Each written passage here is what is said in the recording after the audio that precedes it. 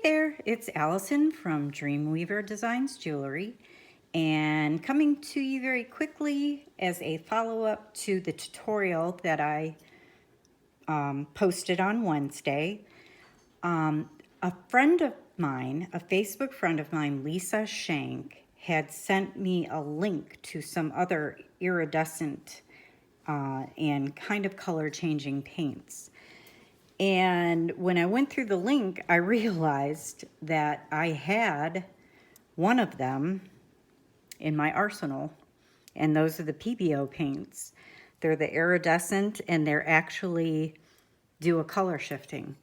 So I quickly made up some samples, and this is kind of an add-on to my tutorial so that you can see just how gorgeous these are also. I actually like these better than the folk art color shift. I hate to say that, but these to me seem like they have more sparkle. So I'm going to go through this with you and show you each one and the sample that they produced. This one here is the this is Pbl Studio Acrylics. It's high viscosity, so what you're going to need to do is, in order to use these like I did in the technique in my tutorial, you're going to have to use a medium, a clear medium. What I used was the Neopaque by Jacquard, and it's white, but it dries clear. And I just used a very little bit of that and a little teeny bit of this color. These are very high viscosity, meaning they're very, very thick. Very luscious paint. So you definitely are going to need to mix a medium with it, and then you'll do the technique that I showed you in my tutorial, and then you'll add the water to it to get the color changing effect. So this one here is the orange, and it is iridescent orange yellow, and this is actually what came out when I did the technique. It's kind of a yellow gold with some orange to it. So that's what that gave us. Then this one is iridescent violet blue. Beautiful color. And this is actually what it produced. And it's definitely violet and definitely blue with a little bit of pink left over.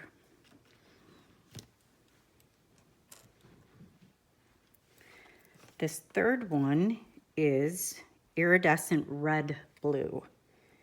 And let me get this off the tape. This is what it produced. And it definitely has blue in it and a little bit of red. I also see just a touch of green, but it's mostly the blue-red. This one here is iridescent blue-green, and this one came out very green with hints of blue, and that's very pretty too.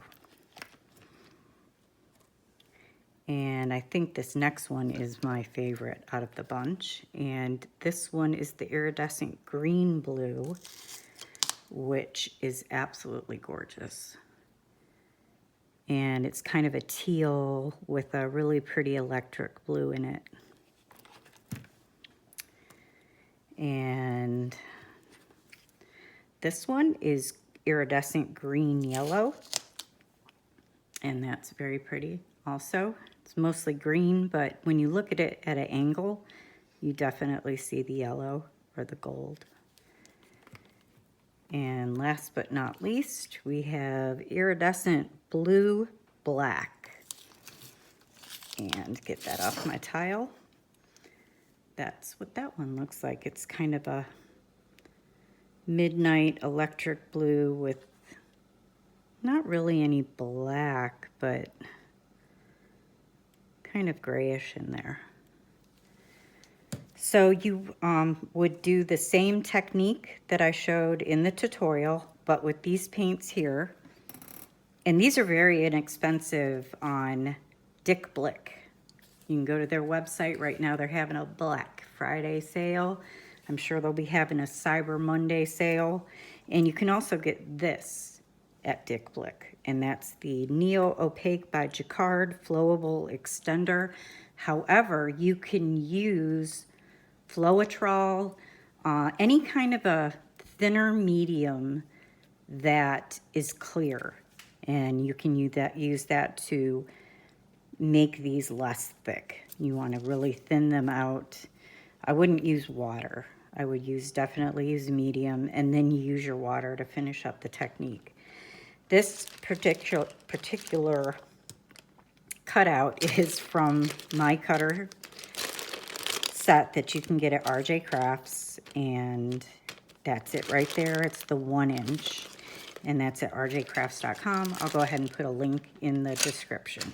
So I just wanted to come to you today quickly to show you that there are other things that you can use. And Lisa, thank you so much, because I totally forgot I had those in my stash. I'll talk to you guys later. Bye.